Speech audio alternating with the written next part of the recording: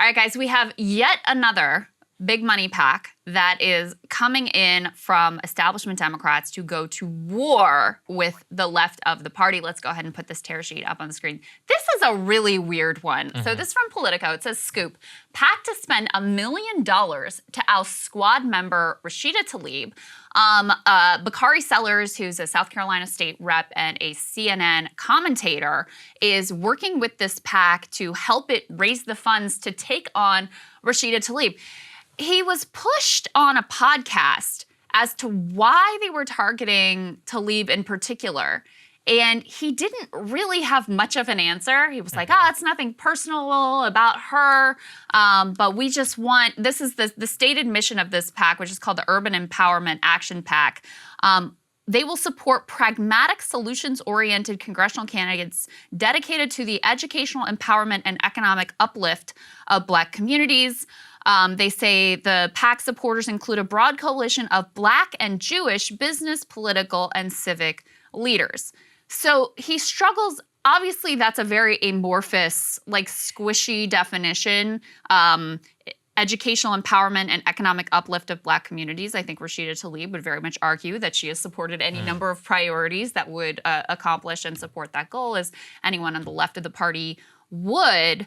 The thing that Tlaib stands out for, though, is her consistent willingness to stand up for the human rights of Palestinians, which has led a lot of people to think, okay, here's yet another PAC that has been created to go after anyone who sort of bucks the consensus and is willing to question Israel whatsoever. And we've seen big money come in against Nina Turner, Summer Lee, a pair of progressive congressional candidates down in North Carolina. There is a huge effort to make sure that there is no dissent from what has long been a sort of bipartisan consensus.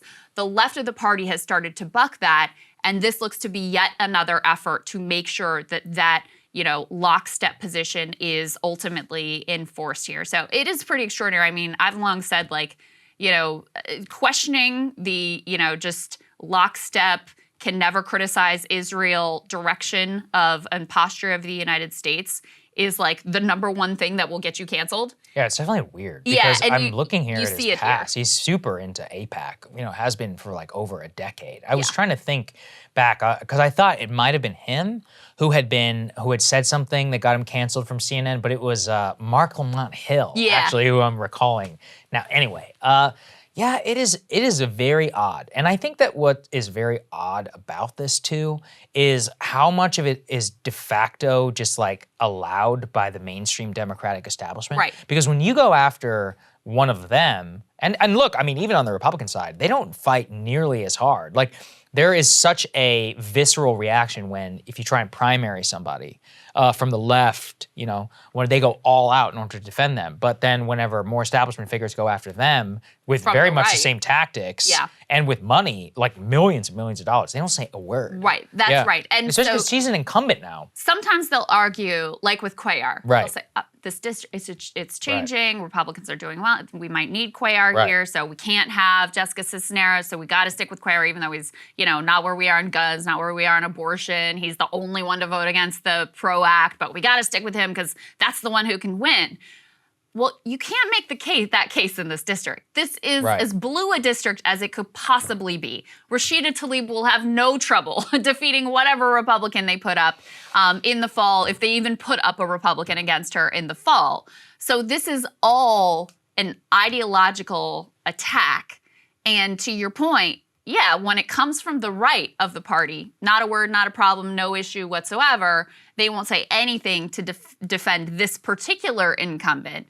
But when it comes to these like corporate-backed types who will lockstep on the leadership votes, which is what they really ultimately care about and will be a reliable source of, continuing their personal establishment grift, those ones they go to the mat for. And it is funny because, obviously those of us who are on the left have been disappointed many times with the squad not really standing up to leadership and not really taking the sort of combative posture that they were sent there by the base to do. But that it doesn't matter. Like, it doesn't matter how nice you are to Nancy Pelosi. It doesn't matter how much you try to play ball and work nicely behind the scenes or whatever. They are at war with you. Like, this is just one more sign they are at all-out war with you. They are trying to completely destroy and annihilate your movement. And if you don't see that, I don't know what to say. It's pretty fascinating. It is. All right. All right, guys. Thanks for watching. More for you later. Cable news is ripping us apart, dividing the country, making it impossible to function as a society, and making it impossible to know just what is true and what is false. But the good news is they are failing and they know it. That is why we're building something new, a new mainstream, a healthier one, something more trustworthy, something that we are going to need in one of the most pivotal times in American history. We are building up here for the midterms, for the upcoming presidential election, but we need your help. So if you can help us out by becoming a premium member today at breakingpoints.com, we're trying to change America for the better and the entire world. So what are you waiting for, guys? Go to breakingpoints.com and sign up and help us build a new mainstream.